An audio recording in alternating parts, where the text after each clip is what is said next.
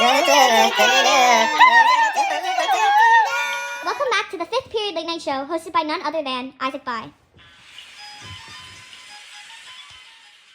Marianne, what's tonight's question? Tonight's burning question asked by Grimbob is, what is cellular respiration? Well, Grimbob, that's a great question, but first, let's just discuss where cellular respiration occurs. It occurs in the mitochondria, which is a small membrane organelle that is widely known as the powerhouse of the cell. But there's more than that. The mitochondria has enzymatic reactions occurring 24/7 that help to power our body's functions. But its main purpose is to regenerate ATP, which is the usable chemical energy source for our bodies. The mitochondria has many features that make it so efficient, but we'll get to that later. Next, let's talk about the equation for cellular respiration. As shown on the screen right here, the first reactant to cellular respiration is glucose, which is C6H12O6. The next reactant is 6O2, which is molecular oxygen. And the products you get from cellular respiration are 6CO2, which is carbon dioxide, 6H2O, which is water, and energy in the form of ATP and heat. And this is atomically balanced, but to make the equation energetically balanced, you have to add 30 to 32 phosphate groups and ADP to the reactant side, and 30 to 32 ATP on the product side, and... We'll be right back with the show, but tonight's episode is sponsored by Campbell's Tomato Soup. Tonight's show is sponsored by Campbell's Condensed Tomato Soup. Do you like tomato soup? Not only does it contain BPA, which is found in many car resins and plastics, it is also loaded with sky-high amounts of sodium, 1,200 milligrams to be exact, which when consumed frequently can lead to high blood pressure, heart disease, and stroke. But let's not get into the little details. I love most tomato soup. It is widely regarded as comfort food for many children across the world. But you want to know what tastes the best with Campbell's tomato soup? And that is the warm, gooey, grilled cheese sandwich. The best part about the meal is it has tons of carbs. What are carbs? Well, they're made up of monomer units of monosaccharides, also known as glucose. Carbs are broken down into glucose either mechanically through the chewing of food or chemically through enzymatic reactions. The breaking down of carbs can be classified as a coupled reaction since the energy from ATP broken down powers the phosphorylation of an enzyme, which is an exergonic reaction powering an endergonic one. After carbs are broken down into glucose, they are then absorbed into the bloodstream, which then are distributed to different cells in the body. Let's see what other students have asked. Marianne Chang writes, can you guys discuss a cell in the body that utilizes ATP to function? That's a great question, Marianne. One cell that utilizes ATP to function is a muscle cell. As stated before, when ATP is broken down to power another reaction, that's known as a coupled reaction. In this case, when ATP is broken down, a motor protein is phosphorylized, which allows me to contract muscles, dance, and to even do this. That was for you, Mr. Grimm. Let's move on, shall we? Joy Fan inquires, how does molecular oxygen get from the air to our cells? Joy, how did you pass second grade? Oxygen is taken in from the air through breathing. Oxygen is then absorbed into our bloodstream, and then it is distributed to every single cell in our body. Oxygen is extremely important in cellular respiration, but we'll get to that Grace later. Chen wonders, what is a multicellular eukaryotic organism and why is it so efficient? We have two special guests to explain this to you. Flava Flav. And the very big star, Daddy McFaddy. Marianne, give us a beat.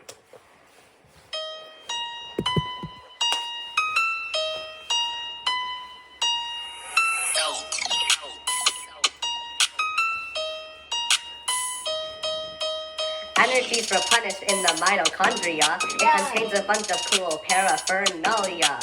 First of all, it's a small container. It makes the chance of bumpage much, much greater. Secondly, it has these special photocristae, increasing the surface area for enzymes. Okay, next up, enzymes are lined up in an assembly line. Isn't it so crazy? How divine. It is also selectively permeable. What lets in and out is very variable. It lets helpful things in, like vitamins and minerals, and it keeps out the harmful things in general. Last but not least, number 5. It controls the pH and salinity. What a vibe. These ideal conditions help our cells to function, which helps our bodies grow into great works of construction. Thank you, thank you, thank you. Thank you.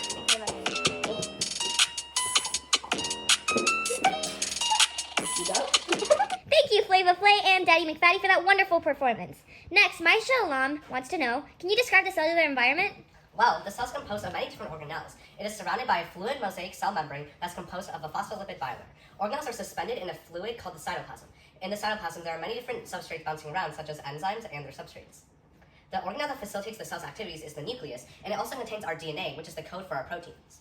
But most importantly, the mitochondria floats around in the cytoplasm, which helps power our bodies. Next, Sophia Chen asks, where do the specific processes occur inside the mitochondria? That's a great question, Sophia. The first step in cellular respiration is glycolysis, and that occurs in the cytoplasm, which is outside of the mitochondria. Then, once the glucose are broken down into 2 pyruvates, they enter inside the mitochondria and eventually into the matrix through an enzyme complex called the Pyruvate Entry complex, which is located along the inner membrane. Then, inside the matrix, the Krebs Cycle occurs, in which its products are utilized in the ETC, which is located along the cristae in the inner membrane. Then, right next to the ETC is the lollipop of life, also known as ATP synthase, where ATP is regenerated.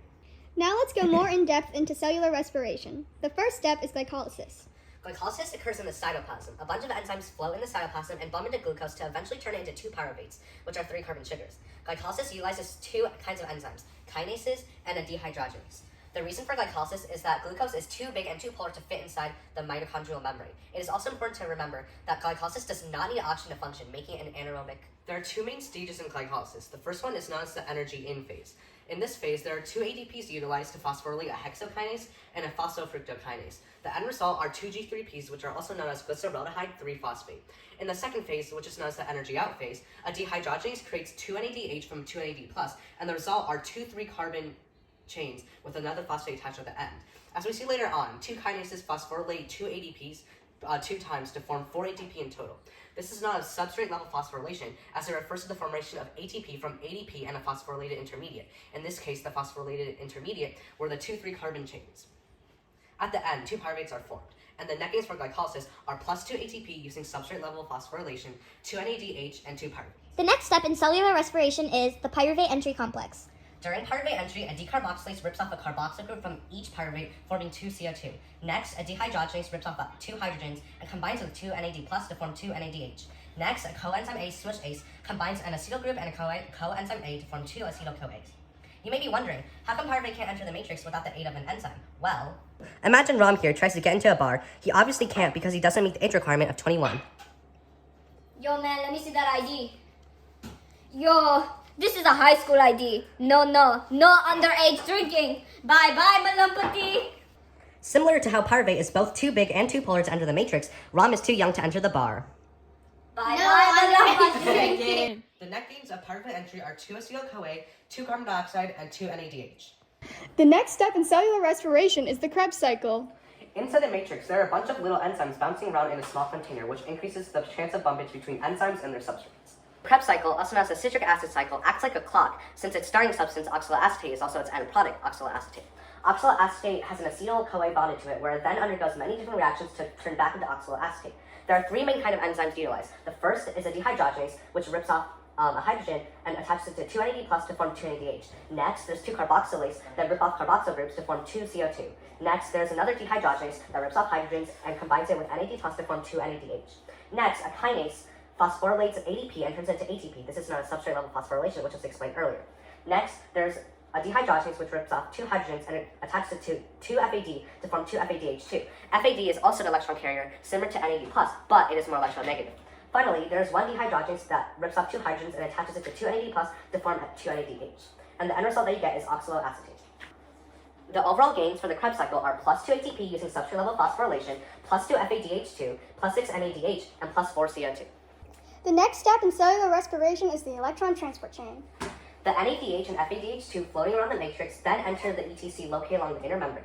There are 5 main enzymes in the ETC. The first one is flavoflav, the second one is fatty, the third one is the thing, which is big and complex, the fourth one is the little elf, and the fifth one, which is kind of hard to see, is Optimus Prime. Only flavoflav, the thing, and Optimus Prime are able to utilize energy from redox reactions to pump hydrogen ions. Each enzyme is more electronegative than the other, which is why electrons are passed down from each enzyme until they finally reach oxygen. But what is electronegativity? Well, smaller planets like Marianne have less gravitational force and therefore her moon is out more. However, bigger planets like me have more gravitational force, so I pull my moon in closer. This is similar to the electronegativity of different atoms, as if they have more protons, they tend to pull in the electrons closer to them. And this applies to the ETC, as we see that each enzyme gets more electronegative than the other, which is why electrons are pulled along the chain. Final electron acceptor is oxygen, which is the most electronegative of them all. After one half O2 receives 2 electrons, it then has a charge of -2, attracting 2 H+ ions in the matrix, forming H2O or water. When NADH drops off electrons to the ETC, it drops off electrons to flavoflav. Then flavoflav is able to now pump 4 H+ ions out of the matrix. Then the 2 electrons move on to fatty, and then eventually to the thing, where the thing pumps out 4 H+ ions again. Then the electrons move on to the little elf, and then eventually to Optimus Primes, which pumps out 2 H+ ions. And this in total gives you 10 H+ ions pumped for 1 NADH. When an FADH2 drops off electrons, since it is more electronegative than flavoflav, it drops off electrons to fatty, which then the 2 electrons are transferred to the thing, which pumps 4 H+ ions. Then the 2 electrons are transferred to the little elf, and eventually to Optimus Prime, which pumps 2 H+ ions. This gives you 6 H+ ions pumped per 1 FADH2. The final step of cellular respiration is ATP synthase. The driving power for ATP synthesis is the gradient. A gradient is the difference in concentration between 2 areas. In this case, the gradient is the difference of the concentration of hydrogen ions between the outer compartment and the matrix. The outer compartment has a higher concentration of hydrogen ions, and the matrix has a lower concentration of hydrogen ions. This is because the phospholipid bilayer is comprised of different phospholipids, which are mostly non-polar, and since H+ ions are extremely polar, they cannot fit through the membrane, which maintains the gradient. There are many different energy transfers that occur during ATP synthesis. First of all, the chemical energy from electrons is transferred to the enzymes that then pump out hydrogen ions into the outer compartment, which is mechanical energy. Then, the protons then contribute to the gradient, which is a conversion of mechanical energy to potential energy. Next, when 4 H+ ions are channeled through ATP synthase, also known as the light bulb of life, they start spinning the knob. This is known as a potential to mechanical energy transfer. Finally, when the spinning of the knob phosphorylates in ADP and turns into ATP, this is known as a mechanical energy transferred to chemical energy, since ATP is stored chemical energy. It takes 4 protons to form 1 ATP. ATP formed through the 4 hydrogen ions flowing through the light bulb of life is called chemiosmosis.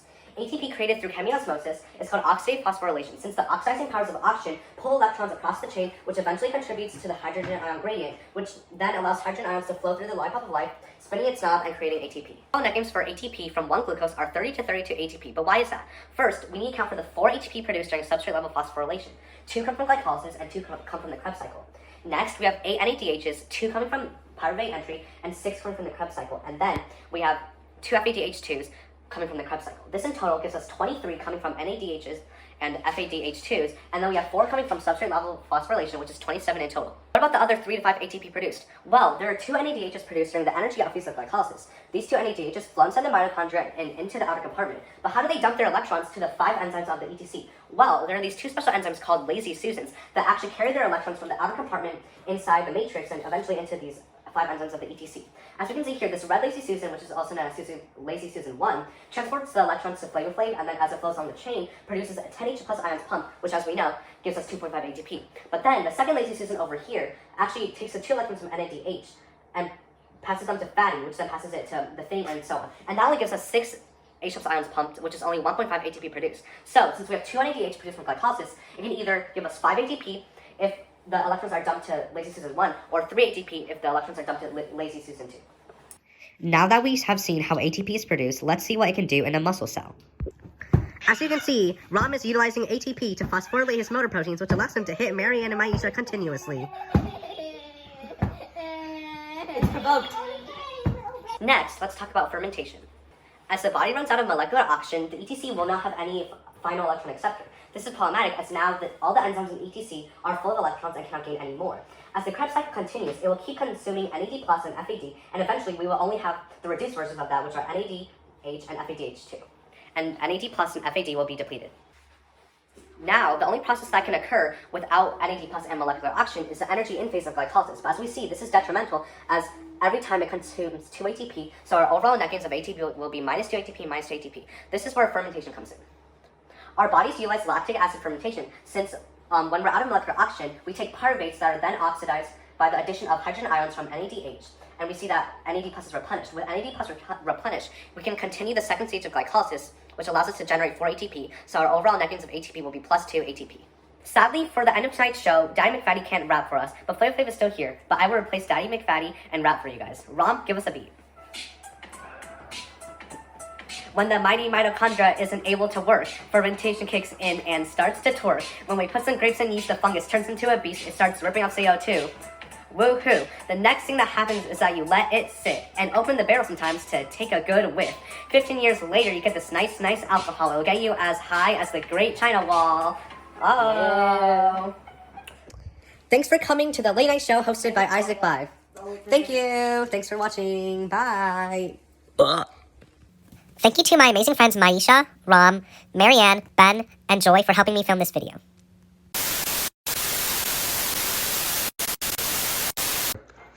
Not you, idiot.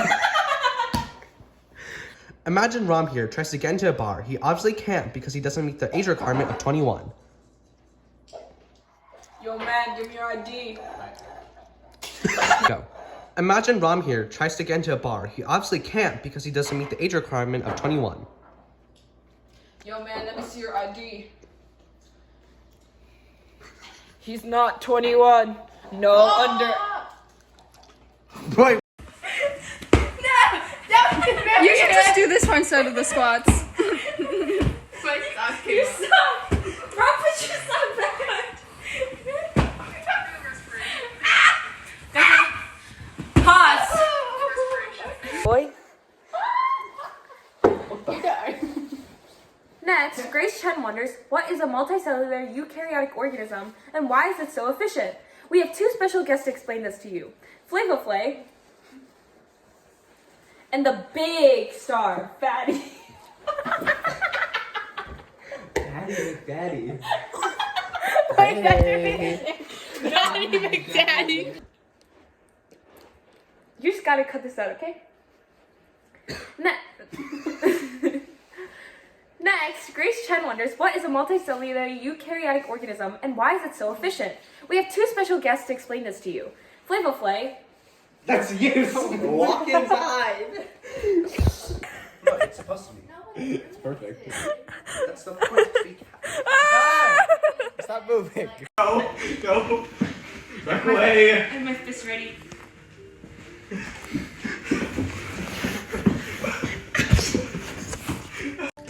I'm stronger than Isaac. You slammed your face in the car. Going down, down, down, down. And I just can't believe my first love won't be around. And I'm like, baby, baby, baby, oh! Ground, boy, get up. I've done a somersault in like 6 years. Wait, I didn't ask for this. Get up. I said cartwheel. Real. You see how I bend my legs a little? That's what you gotta do. Yeah! Wait, he's doing it. I know how to.